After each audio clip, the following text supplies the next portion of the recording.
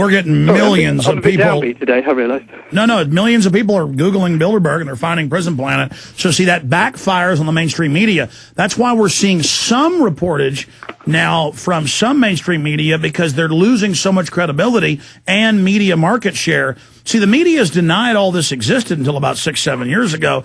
Now they go, okay, they want world government. And they've had Monbiot of your own paper come out and say, yeah, we need world government. He said that yesterday. And yeah, and people that are against it are kind of kooks. So go ahead and, don't let them have free speech. That's kind of where this goes. But then other reporters said this didn't exist all these years. They don't want to admit they're wrong. So it is pressure with the Financial Times of London, owned by a Bilderberg group member, Mr. Wolf, with the Wall Street Journal and stuff, with News Corp, Bilderberg group member. He's certainly been there. So there's members and there's guests. Rupert Murdoch. They do have a news blackout on all of this, but we've exposed it so much that now it just discredits them. But you're right. Having people for 2.5 mile, 3 mile radiuses arrested, that's big news right there alone. Where do you see this going?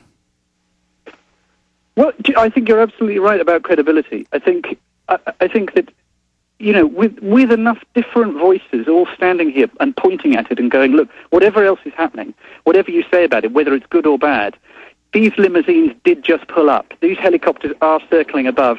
There are armed people with machine guns there. There are some people in there, and they are discussing something.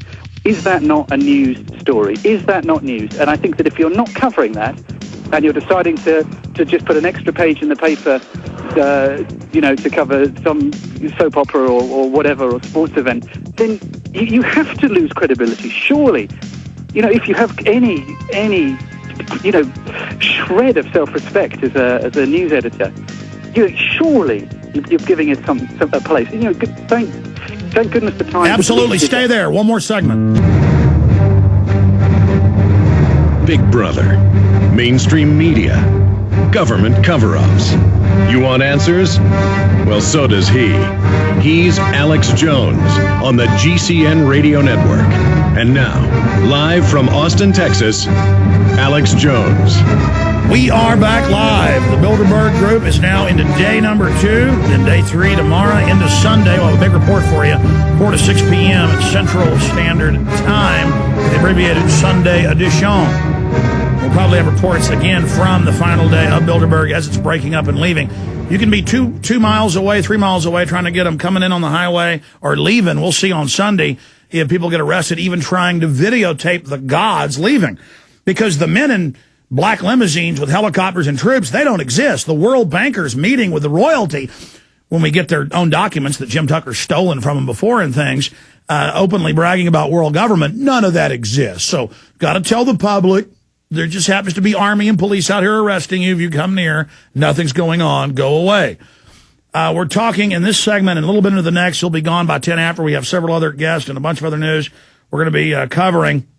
But I appreciate Charlie Skelton with The Guardian being nice and coming on. I saw his first report back on Monday or Tuesday saying, I'm going to Bilderberg to see if it exists. And we kind of said, look, they're going to send this comedy writer there to make fun of it. Then I found out his wife's a listener. He's a listener. And that, that it was his idea to go to Bilderberg. But I think that was kind of their idea to pick him, maybe thinking that, he's not an official journalist. We can kind of poo-poo it. We have to ask, why is he the guy that was sent from one of the biggest papers in the world? I mean, it's in the top 10. In fact, I pulled up its ratings. They say it's the 6th or 7th largest paper in the world. Why is he there? But I think that's maybe backfired on them because he isn't a mind-controlled mainline journalist like Monbiot there calling for world government in the same newspaper. Why do you think they sent you? Why do you think, you pointed out nobody's going to this. Would you like to send me? I mean, how did that happen? Police station. Yeah, do it at 10 o'clock? I'll be there at 10 o'clock. Okay. 10 o'clock. Hey, who is that talking to you, Mr. Skelton? One of them. It's really bizarre. I wish I wouldn't have been babbling when the secret police came up. Tell me, he was polite. He waited till you quit talking. What did the police officer say to you this time? Nothing. I just sort of, I turned around and came up in his face again, as I've been doing. I'm talking to you. It's, 2 things are happening. One, I'm having a conversation with you. Number 2, I'm walking around a small suburb up on the hill with about sort of 4 policemen in plain clothes on various corners and streets, and I'm sort of double backing and saying hello to them and dodging them, and I sort of almost as a game for myself. And Can we talk to him? Can we talk to him? I know it's not a game. And that guy didn't really speak much English, so that wouldn't have been a good one. What was he saying about 10 o'clock? I was telling him, I'm going to go back to the station at 10 just to try and clear. Apparently there's a change of command at 10 o'clock, and the guy at the gate, who was quite nice, the young guy just said, look, don't speak to the one now, speak to the one at 10 o'clock. You might get somewhere with him. But obviously I won't get anywhere because, the amount of pressure I can put on these compared to the amount of pressure David Rockefeller can put on these, it's slightly different. So I've got a feeling that my request to be left alone... But wait a minute, David Rockefeller doesn't exist. There's no world government. He just wrote his memoir 4 years ago saying he wants to overthrow the U.S. I mean, Mr. Skelton, there's no world government, Mr. Skelton. Well, I kind of feel the tentacles of the world government tickling me on the back of my neck at the moment, and it's not a nice feeling. Well, what's wrong with them setting up a world government to carry out eugenics and a one-child policy and taxing you with carbon taxes to micromanage every facet of your life? I mean, what's wrong with them banning all your liberties? To answer your question, I think, is it's wrong in so many different ways that it's almost impossible to get your head around it. It's almost incomprehensibly bad. And it's so big. I read about this the other day. It's a bit like, I don't know whether you've read the Edgar Allan Poe short story where someone hides something in plain view. It's the following letter. And it's a story about, I'm going to give it away now, so close your ears if you don't want to hear this. But a letter is stolen and it's hidden in plain view on the wall. And in the story, Edgar Allan Poe talks about how if you look at a map and look for a word, you won't be able to see the word if it's the large word written right across in massive letters because you're looking close up. And I sort of think Stay there. This is key. This is key. You're talking about a spell. Once Charlie Skelton of London Guardian is back in the UK, out of one police state and into another, back from Bilderberg 2009, I want to have him on for like a full hour and fully brief him. And I really want to thank you, sir, for your courage and what you've done. And I don't want to say your transformation, but you've certainly now been baptized in the tyranny and know how real it is. And that's what I encourage listeners to do. Go out, as you said, become citizen activist media. You will run into tyranny and corruption everywhere. Government is so corrupt that if you follow almost any judge that you see that's doing evil things, you'll catch him with hookers and buying drugs. And I've never found a politician that wasn't corrupt, that was doing bad things, that I couldn't follow or watch who wouldn't instantly do bad. Because bad people don't just do one bad thing. They just are all over the map. And if we start following them, videotaping them, going to city council meetings, hanging out in parking lots, following city council members as citizen media, it's unbelievable. You'll just immediately see evil.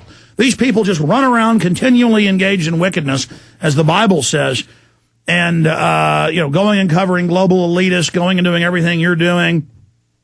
I just want to commend you. And if the citizens start covering what government's doing and ferreting things out and looking at legislation, there's no way they can get away with this if we all just do a little bit. So, you're there walking around in Greece with secret police following you everywhere as the sun is now set. And I appreciate you coming on with this. Closing comments, sir, from you, Charlie Skelton, reporter for the London Guardian there at Bilderberg 2009. Oh, and you were finishing up your hidden in plain view analogy. Well, I'll finish that point and close off on that, which is that one of the problems with what you're engaged in, what anyone who's engaged in alternative thinking, one of the problems that faces them is, what do you pick? Even if you were to just pick one thing, for example, the lies concerning the Iraq War, or the taking over of genetic seed varieties by large corporations, any one of those things is enough to absolutely blow anyone's mind. And that's the trouble. It's so big. The problem is enormous. And I'm talking to myself here. I don't know what to do, but I guess one thing you can do is just simply pick something. Pick something and go, do you know what I'm going to do for the next 5 years? I'm going to be a bit interested in protecting seed varieties, or a bit interested in monitoring European legislation, or a bit interested in picking up politicians' lies about Iraq, or defense, or gaps in defense spending. One thing. I'm going to make it my thing. I don't know. Maybe that's an answer. I don't know what the answer is. There's lots of possible answers, but the question. Sir, you are saying exactly.